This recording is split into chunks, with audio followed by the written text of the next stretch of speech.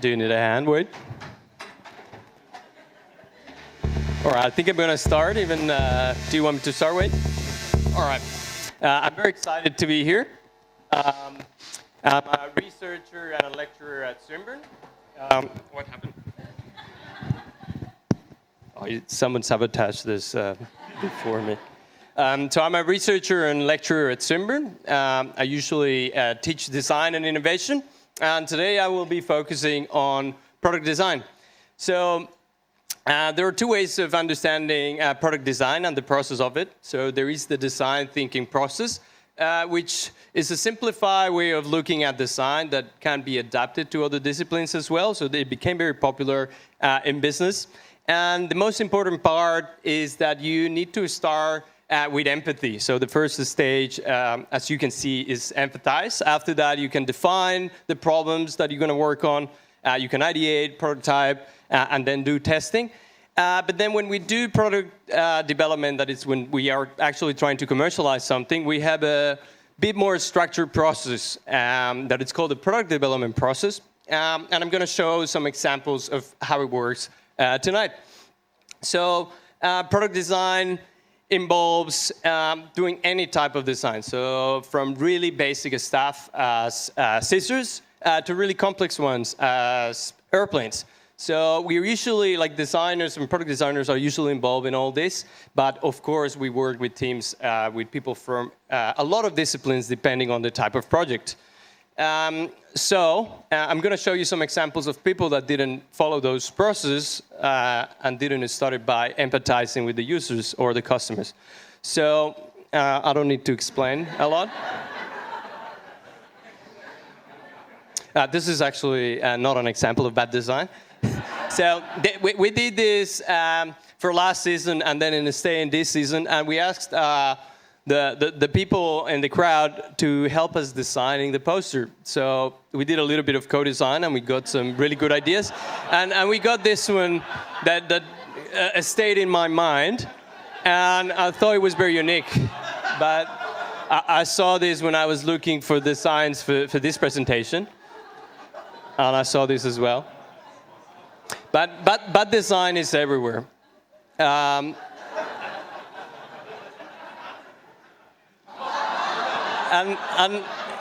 to be honest, there seems to be something wrong with the people that design parks for kids, which strikes me.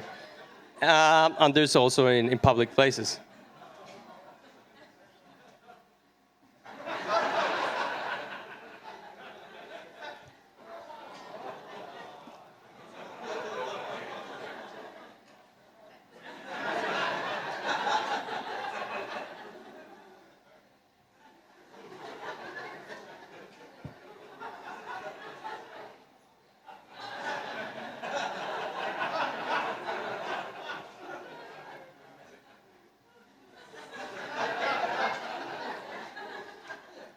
And this one is one that really annoys me because I find it often. If you have a door that it's meant to be pushed, why do you put a handle? You're sending two different messages. And this one is also, it surprises me because it's a important computer brand, and they put the off button just next to the backspace and the delete. Imagine you're writing your thesis, like because I know some of you are, and you actually pressed the wrong thing.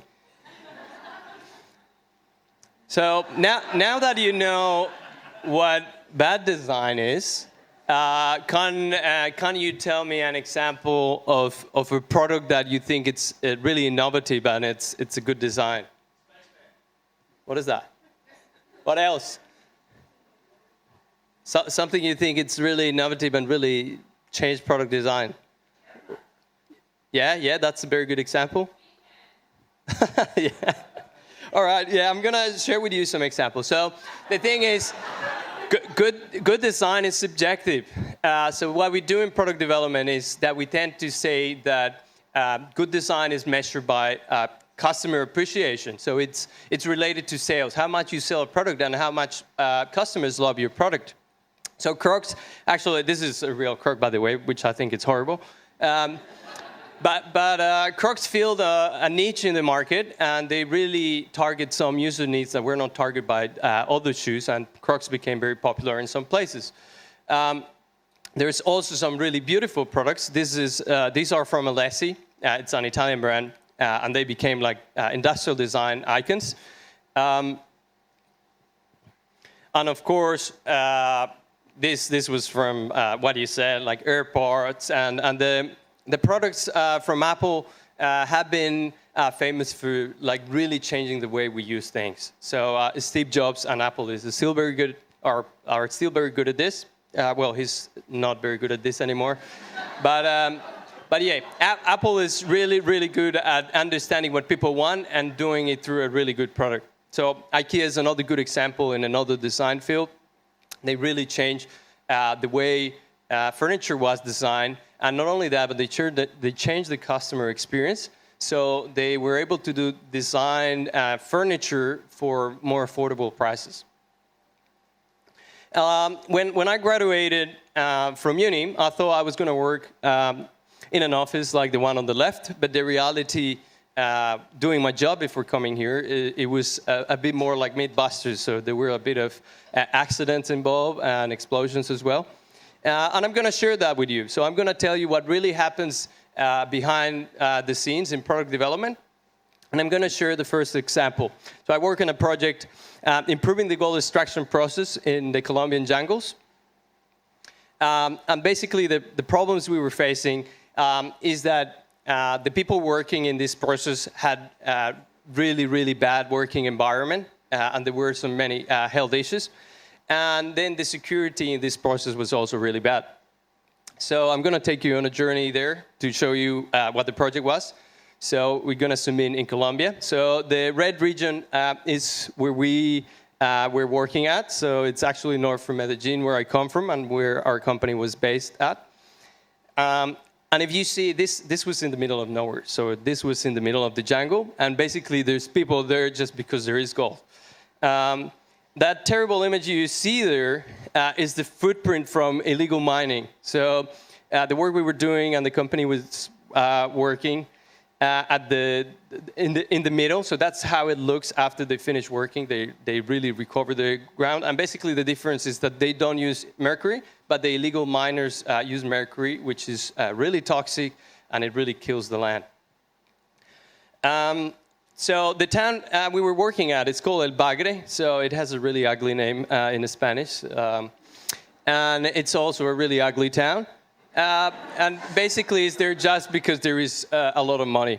The company we were based at is there next to the river, and it's actually a really, really big company, and they make a lot of money. But they do responsible mining, so that's why I was excited to working with them. They have this operation side, but then they have a port, and to go to the place where they actually extract the gold, you need to take a fast boat, and it takes between 40 minutes and 2 hours to reach the dredges. So what they do is that they make these divisions and they change the ways of the river so they can actually extract the gold in particular places that they know the gold is underground. It's not the traditional mine. This gold, it's basically a deposit from millions of years ago, so it's 25 meters underground, so they need to put water in there, and then they take these dredges. So in this image, it looks pretty small, but these things are massive, and they have 4 or 5 of them. So to give you an idea of the size, it has like 5 floors. It has a helipad on top, and it has a military base, each one of them. And to give you an idea of how much they make, and I don't know why million is outside of the thing, 1 day of gold operation. In 1 day of gold operation, they make around they extract 13 kilograms of gold, and that's the equivalent of $1 million. So we are talking about the middle of the jungle and in a conflict area, so there's a lot of risk there. And this is what we were dealing with. So basically the process for extracting gold hasn't changed in around 60 years, and maybe even more. And in the last part of this dredge extraction, they collect the gold in these carpets that they need to clean manually. And if you see the positions are terrible, they need to work almost in underwear. And on top of that, the room is around 38 degrees Celsius with 100% of humidity. It's like working in hell. Like I actually went there because it's all about empathy. So we wanted to understand how the process was. We talked to them. We had lunch with them. We interviewed them. We experienced that in the room. And it's inside. All this happens inside a bulletproof room. So if you see, these are incredible concentrations of gold. So imagine how much money you're getting if you take a scoop of that. So that's where the security issue comes. So basically, even if the operators are searched when they leave this bulletproof room, like gold is really hard to trace if it's inside of their bodies. So in a handful of this material that you saw, they could get the equivalent to $5,000. And these are people that are not getting paid a lot. So it's very sad because they had to fire the people if they suspected they were stealing. So even if it wasn't a fact, they had to fire them. So what we did to solve this problem is first, in design, and when you want to be innovative, you need to be humble. You really need to understand all the solutions that exist around, how other people are solving the problems, and why they are doing it the way they're doing. So we search everything. We look at the feedback of other products. We analyze. This is a lot of YouTube here. YouTube is great because people, especially Americans that do a lot of gold prospection, they love to they love to review all the products. So that's great. Then after that, once we have all the knowledge, then we go to a big whiteboard where everyone is participating. So all the people in our office will start generating ideas and sharing and improving them. And once we had around 25 different concepts, including crazy ideas, then we also invite our clients to participate. And we did initial screening. So we ended up with around 6 concepts that we started sketching and developing more to make them actually work. And you may think that design has a lot of intuition, but when you're dealing with product development, it's something that you are going to produce. And when something is produced, you kind of go back and make changes because it costs a lot of money because of all the manufacturing. So you need to be very objective. So we did an evaluation. And again, because it's all about empathy, we invite the operators to participate in this evaluation and define the criteria. Of course, the client is involved. And of course, our office as well, the designers. So we ended up selecting this concept, and we basically wanted to do some kind of conveyor belt that could basically change the clean carpet on top that is collecting the gold. After a few hours, when it's saturated, we would switch it to the other side. It would be washed with water jets, and then the clean carpet on top would start collecting more gold. So once you already have an idea, like you need to put it in the computer, start to think about the details. Is it going to fit in the dredge? How much is going to weigh? How are we going to produce it? You start thinking about the mechanical parts of it, all the engineering. And of course, if you're going to build it, you need to know the size of everything and how it's going to fit.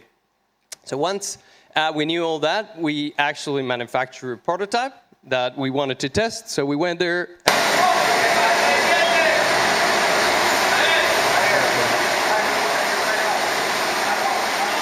It wasn't meant to be so loud. So basically, we did a test. The water is always running in these dredges. It never stops, so it made it a little bit more challenging. But basically what we did is that the operators were only supervising the process, but they did not intervene anymore. They didn't have to touch the gold, and all this gold that was clean went to a separate container.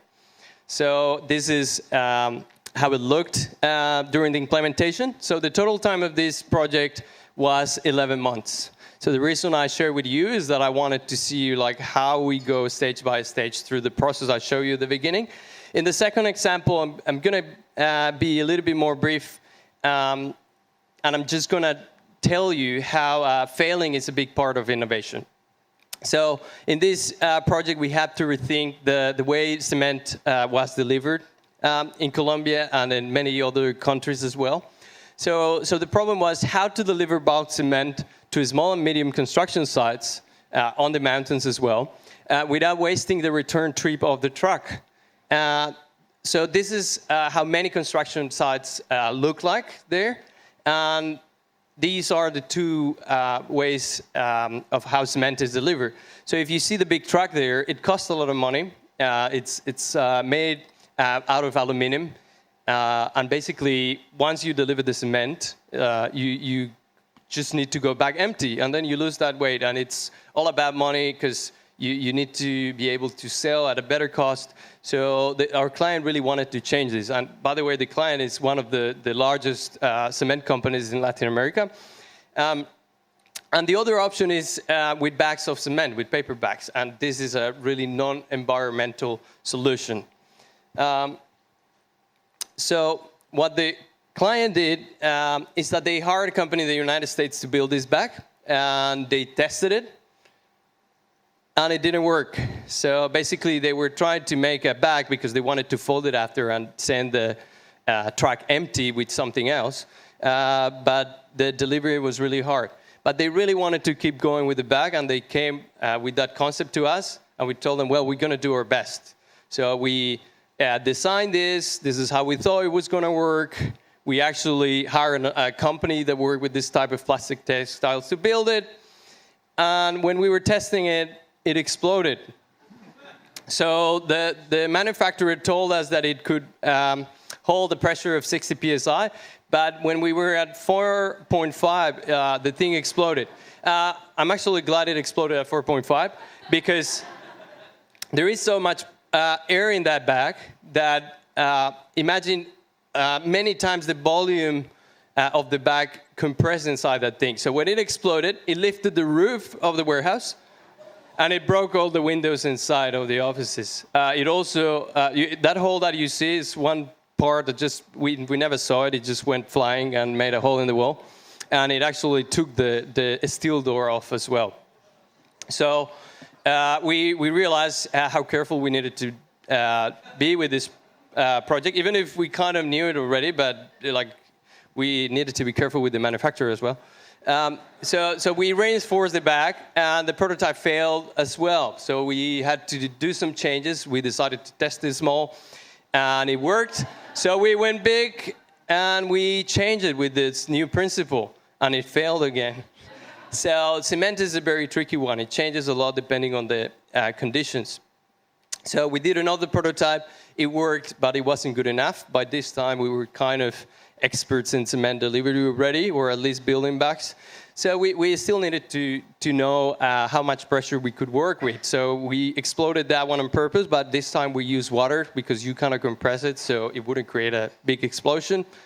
And after we knew all that, we developed another prototype. So this was like the perfected version of it. It definitely looks better. And you can see how small it is when it's folded. So we did the test, and it worked, but we were working near the limit of the pressure, and we told our client, look, this is a big mistake. Like, you shouldn't take this to market. Like, if you really want to improve the delivery to your clients, you shouldn't put their life at risk. This is very dangerous, but there are other ways to do this. You can solve this problem with other ways. So, because we still wanted to keep the client, of course. So we proposed something else. So we did a product that could actually solve their problem and could work and operate well with the pressure. Then we actually did something that didn't need any air at all. So we developed this cement dispenser that could basically deliver on demand for your clients without needing the bags of cement. Then we kept doing more prototypes, and it changed, and it looks a little bit weird. And then 6 years, hundreds of thousands of dollars, maybe millions, and 2 successful new products, we ended up with this. So basically, we changed the way cement was delivered in Colombia. Hopefully, it will reach other countries as well. We eliminated the need for cement bags. So with this, we produced a cheaper way to do it, more versatile, that could fit many different types of trucks. It's more sustainable. It can be operated by one person, and then we could reach small and medium-sized customers. So basically, what I'm going with this is that the road to innovation is not linear as the process of design that I'll show you. It's really bumpy, and you're going to fail many times. And if you're a scientist or if you have a new business idea, it's going to be the same. So the important part is you learn from your mistakes, and of course that you're humble and learn from other people's mistakes. Look what it's out there and really analyze what other people have been doing. A good example of this is Dyson. They are very good at analyzing a problem that we thought it was already solved. Dyson really thought well, we can make this better. It's a really annoying experience.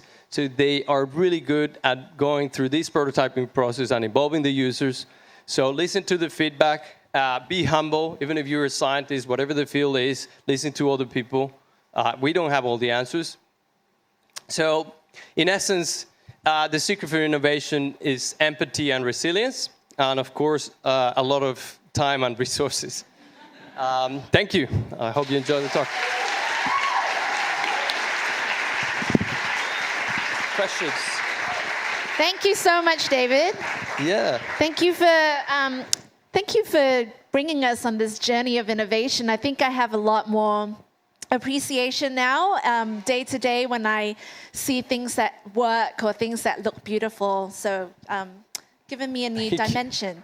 So let's take some questions from the audience.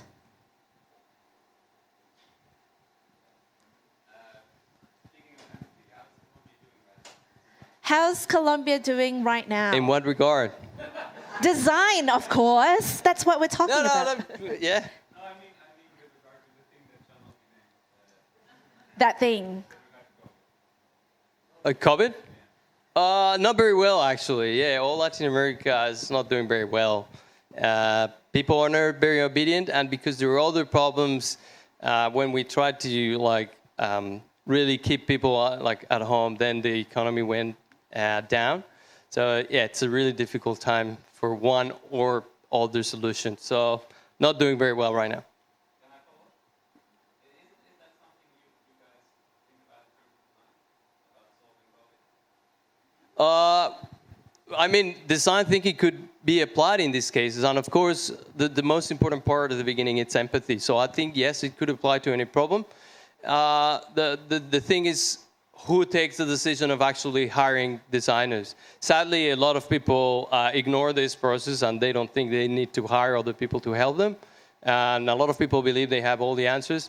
So yeah, I wish they would search a company like us to try to solve something like this. Definitely we wouldn't solve it, but maybe come up with some good ideas. Yeah, engage designers in your project. We'll come up with good ideas. We'll take a question here.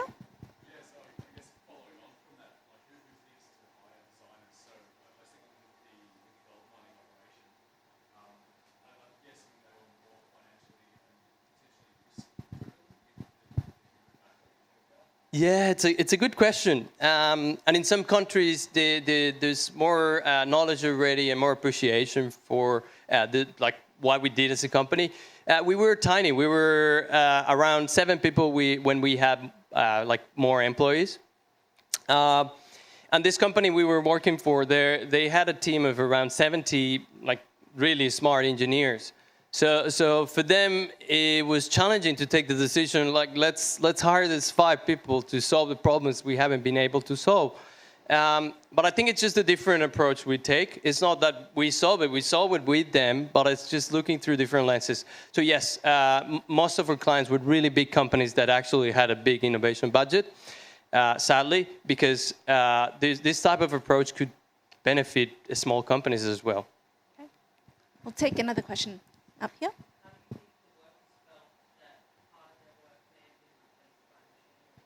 How do you think people felt when things got more efficient? Yeah, this is always difficult, but then that's why the empathy part is so important. So because the workers were always involved in the process, they feel as part of it. So they were not being replaced, they were being part of the new generation or the new process. So this company is actually very good in how they approach these things and everything. So they kept them involved in the process. So instead of actually having all these health risks, they really had a better job to do, just supervising and everything. So if you don't involve them, then it feels like a threat. But if the people are involved in the ideation, it's completely different. Great. So engage the people and build them into your new design. Yeah, definitely. We'll take some from over this side of the room. Yeah.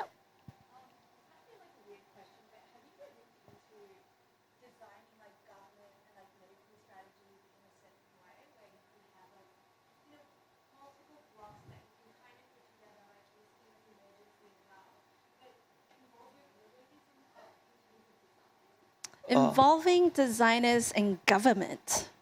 Yes, this is Medical. very important. And I think we as designers probably also need to do a better job of showing people what we can do and the type of projects we can work on.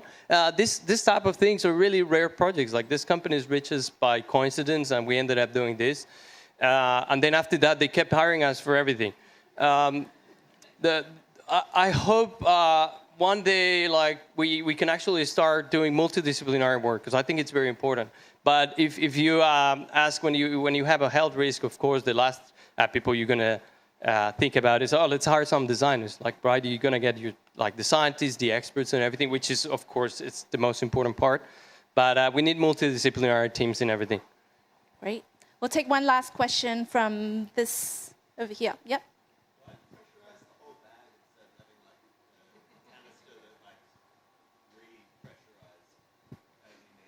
Yeah, because the way cement.